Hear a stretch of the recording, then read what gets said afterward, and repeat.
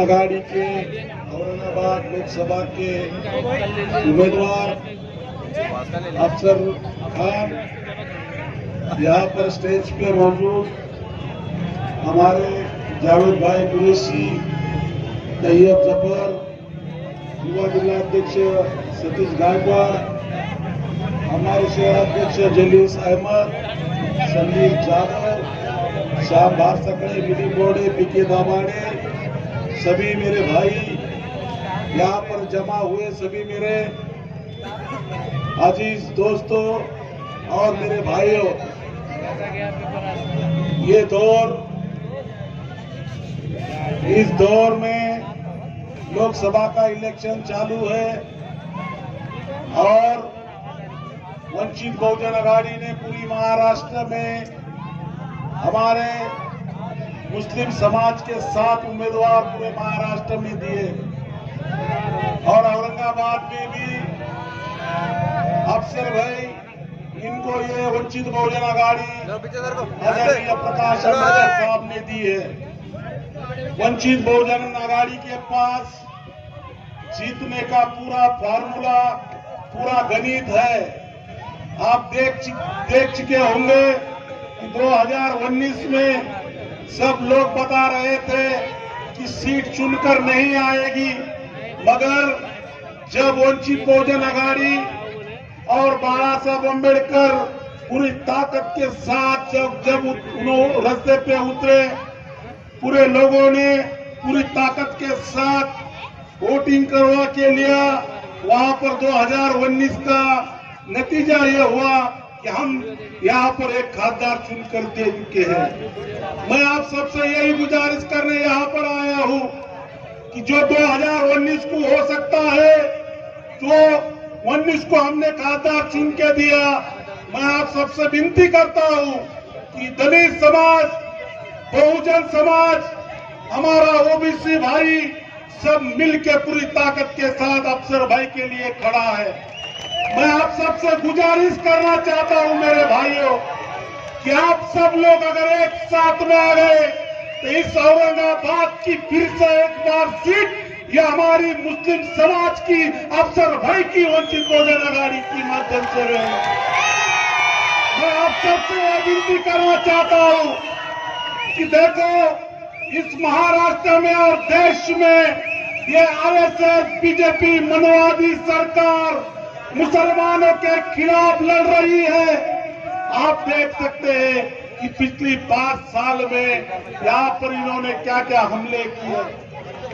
टीपू सुल्तान का अगर फोटो जब सोशल मीडिया पे डीपी पे अगर रखा, उस बच्चे पे गुनाह दाखिल किया जाता था। औरंगजेब का अगर फोटो व्हाट्सएप पे डाला तो उसके ऊपर हमला किया जा रहा था। मैं सभी भाइयों से एक विनती करूंगा, मैं आप सबसे ये पूछना चाहता हूं मेरे भाइयों कि जब औरंगजेब के नाम पर, जब टीपू सुल्तान के नाम पर हमले हुए तो कहां गए इंडिया वाले, कहां गए थे ये इंडिया वाले, ये शिवसेना वाले जो आज वोट मांग रहे हैं। मैं आप सबसे पूछना चाहता हूं, ये आपके साथ में कभी खड़े हुए क्या? तो आपके साथ में ये कभी खड़े नहीं हुए। हमारे साथ में अगर कोई खड़ा हुआ तो वो है प्रकाश आंबेडकर, जो हमारी ढाल बनकर इस महाराष्ट्र में खड़े हुए। और सिर्फ खड़े नहीं हुए तो औरंगजेब साहब के कब्र पर जाकर उन्होंने ये बता दिया कि ये देश जो डॉक्टर बाबा साहब अम्बेडकर का संविधान है, वो संविधान के तहत चलेगा। जो डॉक्टर बाबा साहब अम्बेडकर के संविधान में जो बोलने का हक मुझे दिया, वो सभी को बोलने का हक बराबर का दिया है। किसने क्या खाना चाहिए, किसने क्या पीना चाहिए, ये हक हमारा इस देश का कॉन्स्टिट्यूशन, इस देश का संविधान हमको देता है। हमने किसको मानना चाहिए, किस धर्म के आदमी ने किसको मानना चाहिए, ये इसकी खुली आजादी डॉक्टर बाबा साहब अम्बेडकर उनके संविधान ने की है। तो मैं आरएसएस और बीजेपी को चैलेंज करता हूं कि यहाँ बैठे हुए सभी मुसलमान भाई औरंगजेब को मानते हैं और मानते रहेंगे। कोई आरएसएस और बीजेपी के मां में दम है, उन्होंने एक बार फिर करके बताया। मैं ये चाहता हूं कि जब ये बात होती है तो ये एनडीए वाले जो खुद को सेकुलर बोलने वाले कहा जाते हैं, जब हमारे पे कुछ हमले होते हैं, हमारे बच्चों को बलजबरी जेल में डाला जाता है, जब ये लोग कहा होते हैं। इस औरंगाबाद जिले में मैंने एक ही नेता देखा जो जिस लोगों पे अन्याय अत्याचार हुआ उसके साथ अगर कोई खड़ा रहा होगा तो वो अफसर खान है। अफसर खान ही यहाँ पर सभी लोगों के साथ में खड़ा रहा है। मैं आप सबसे अपील करना चाहता हूं मेरे भाइयों कि ये सीट अफसर भाई की सीट चुन के आ रही है। 2019 को जो हुआ, 2024 को वंचित बहुजन आघाड़ी ये सीट चुन के ला रही है। सिर्फ आप सबके साथ की जरूरत है मेरे भाइयों।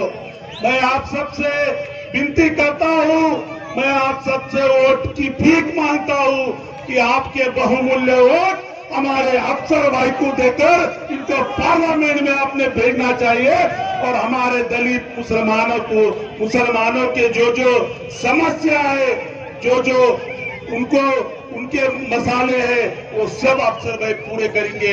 ये मैं आपसे अपील करने यहाँ आया हूँ।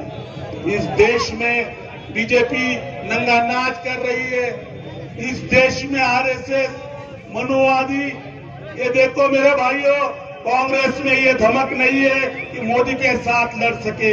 इस देश में अगर किसमें हिम्मत अगर है, कोई अगर लड़ सकता है तो वो बाबा साहब अम्बेडकर का पोता प्रकाश अम्बेडकर साहब है, जो इस देश में मोदी को टक्कर देकर उनको खामोश बिठा सकते हैं।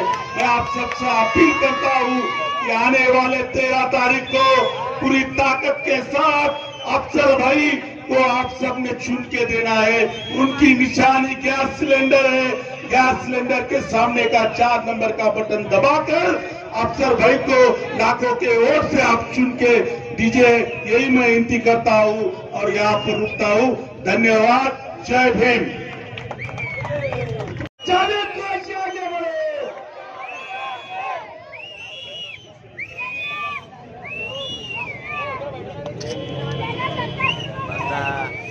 चिपका नहीं वहाँ पे।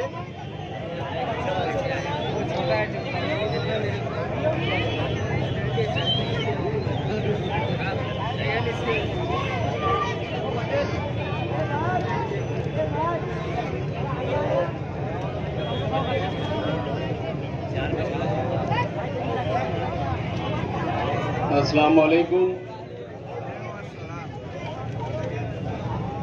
स्टेज पे तशरीफ फरमा वंचित बहुजन आघाड़ी महाराष्ट्र के नेता अली जनाब अमित बुईगढ़ साहब,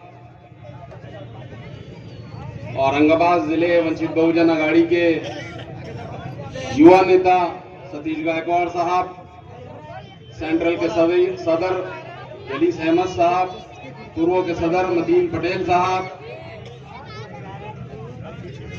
महाराष्ट्र के मराठवाड़ा के सेक्रेटरी अभी जिनकी आपने 16 बयान तकरीर सुने, तैयब जफर साहब, अजीज तरीन साथियों, 5 साल कैसे निकल गए, कैसे गुजर गए, बड़ी समझ से परे हैं कि 5 साल हो गए, इलेक्शन आ गया और फिर से हमको मेंबर ऑफ पार्लियामेंट मुंतखब करना है।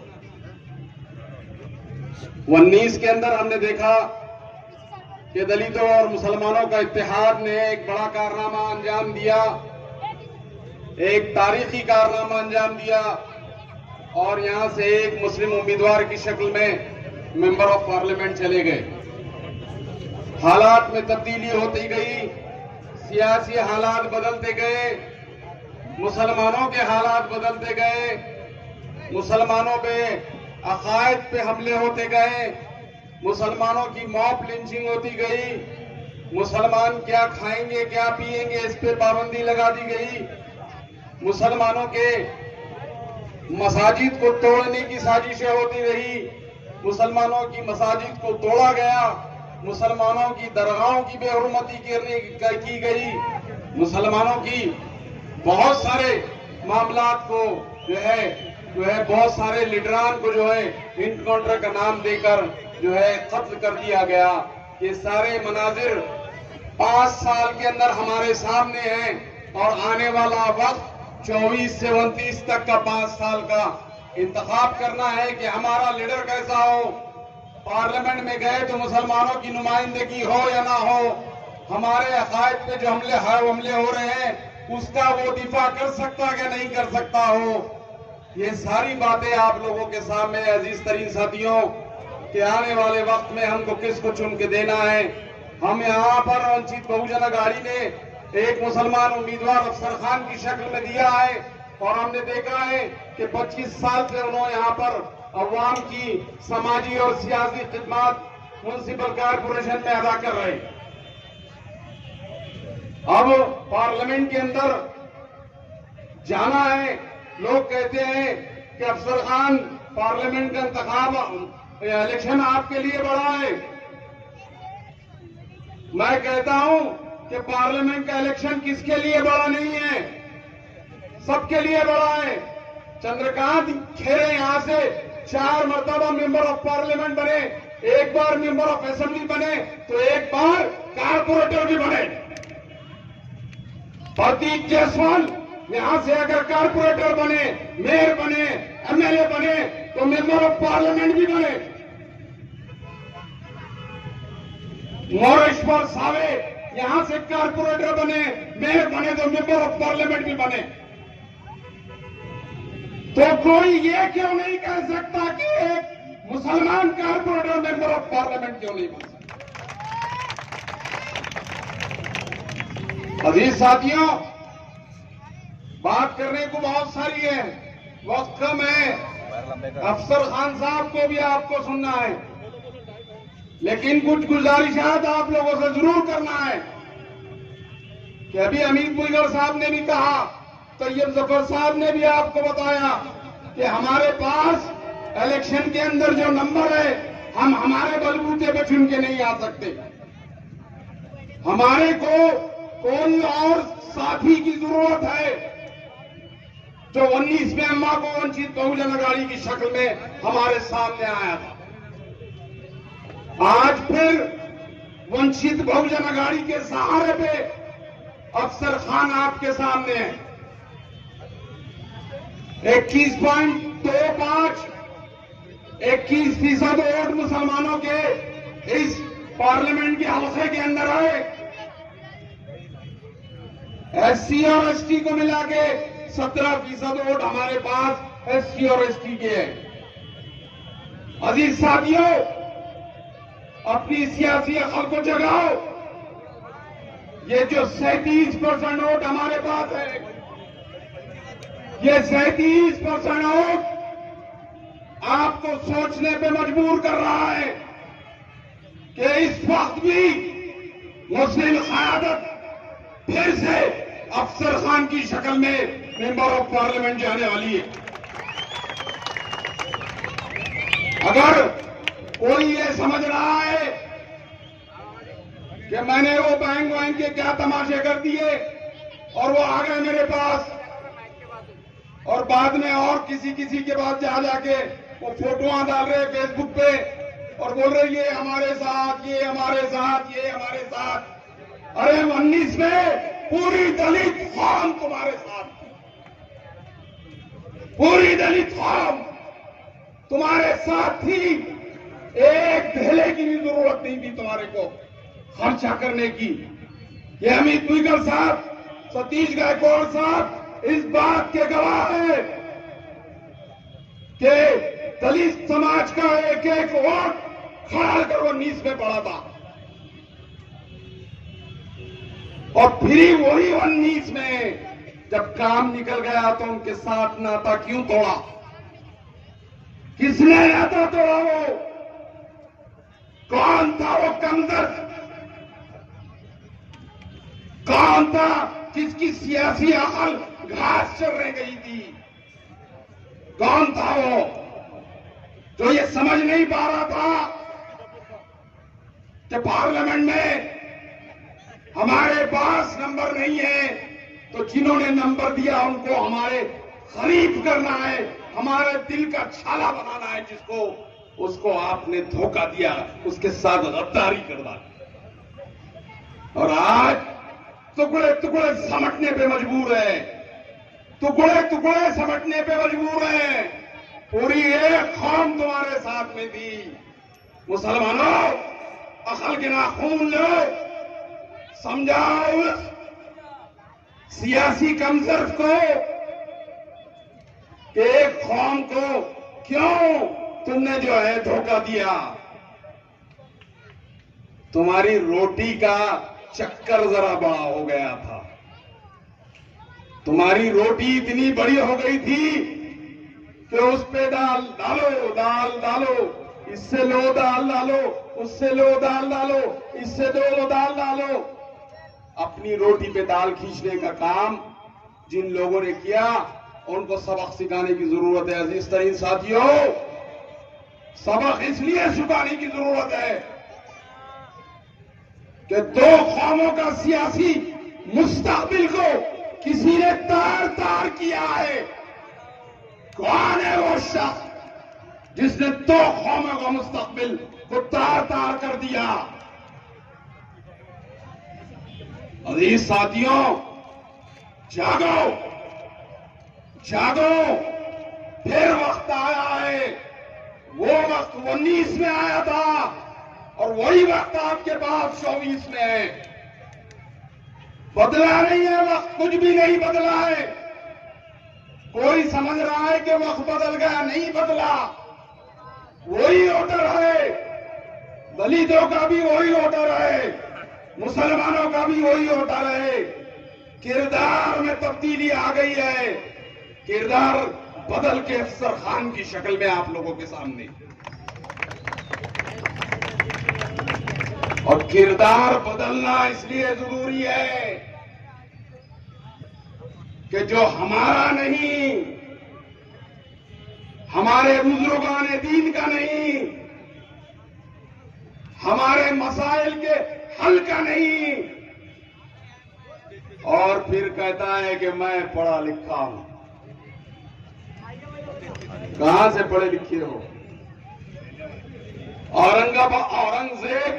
औरंगाबाद की तारीख से कुछ वाकियत है?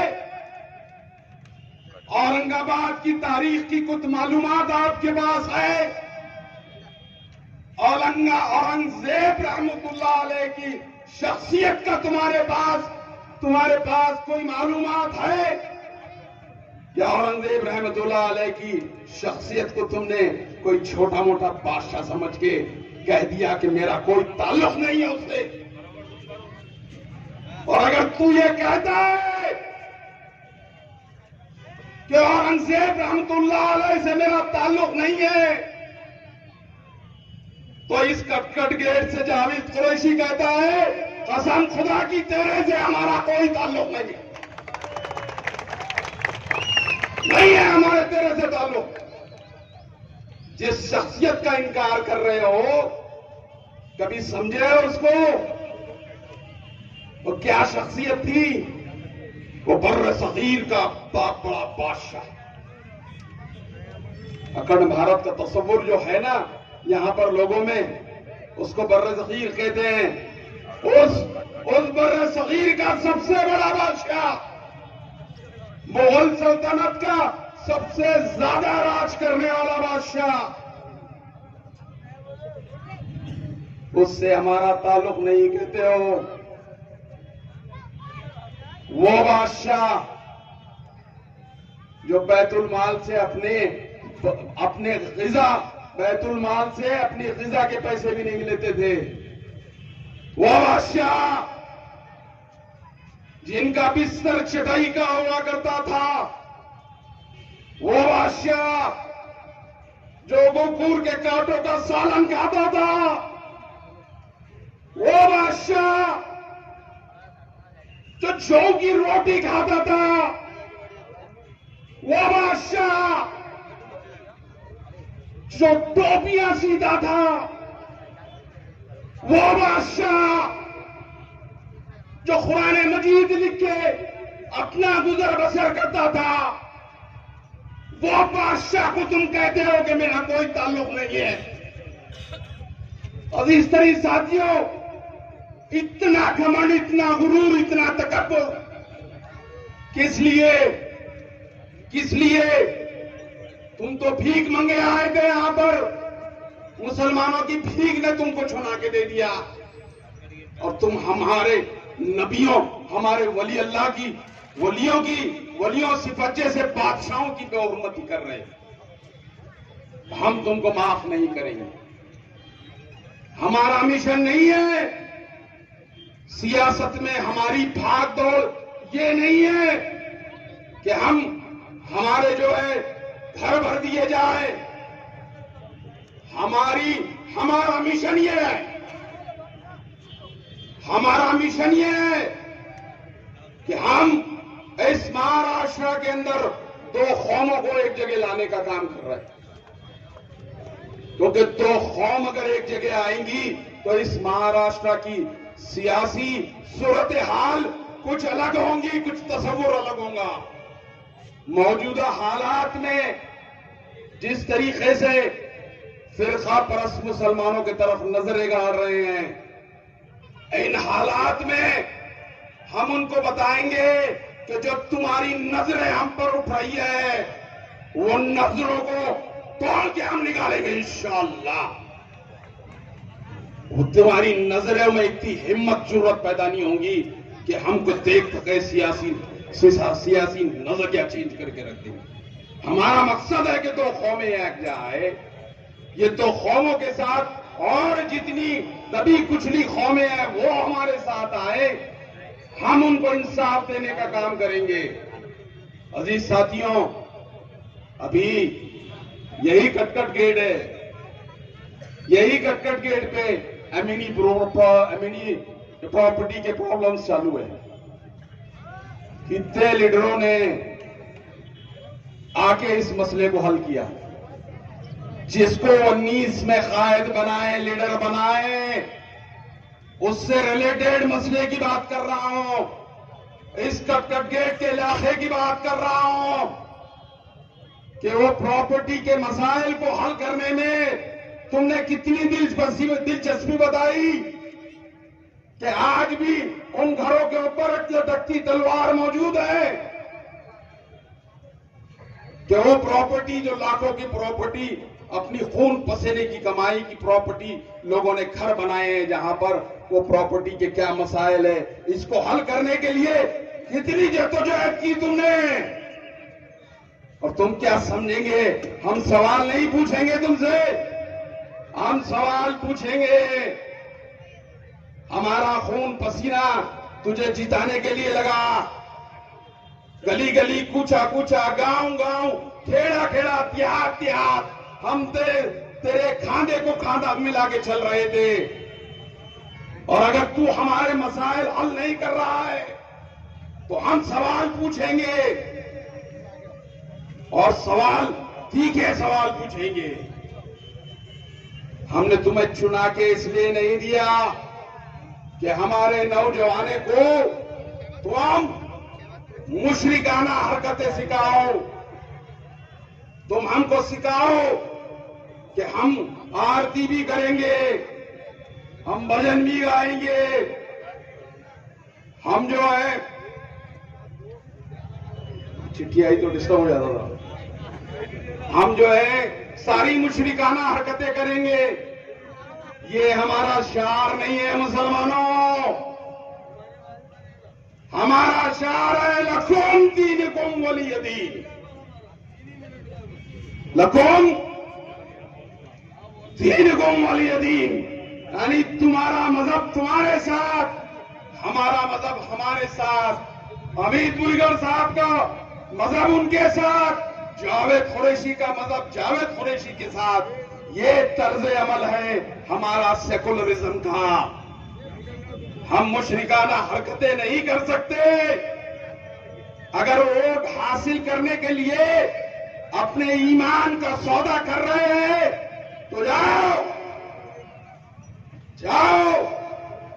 बनो शिवाजी महाराज के मावड़े बनो, और किस किस के मावड़े बनते बनो, हमारा कोई लेना देना नहीं है। लेकिन तुम हमारे नौजवानों के अंदर ये पसपा करने की कोशिश कर रहे हैं कि कुछ नहीं होता, घंटी बजाओ, कुछ नहीं होता, और बहुत सारे मसाइल है। टाइम का मैं चिट्ठी मिल गई है, इसलिए मैं अब अपनी जगह लेता हूं। लेकिन जाते जाते उन साहब को ये शेर जो है उनके गोशे गुजार करना चाहता हूं कि कितने कम ज़र्फ है ये गुब्बारे, चंद सांसों में फूल जाते हैं। कितने कम ज़र्फ है ये गुब्बारे कि चंद सांसों में फूल जाते हैं, जब कमीने उरूज पाते हैं। मुसलमानों, जब कमीने उरूज पाते हैं तो अपनी औकात भूल जाते हैं। याद दिलाना हमको, यहां आए तो याद दिलाना हमको कि तुम्हारी औकात क्या थी, मुसलमानों ने तुम्हें किस औकात का बनाया, और तुम हमको क्या सिखा रहे हैं। खुदा हाफिज। मैं सैयद शाहबाज से गुजारिश करूंगा कि वो जनाब अफसर खान साहब का इस्तेमाल करें। सैयद शाहबाज साहब, अब मैं दावत देना चाह रहा हूँ जनाब अफसर खान साहब को कि वहां अपने ख्याल का इज़हार करें।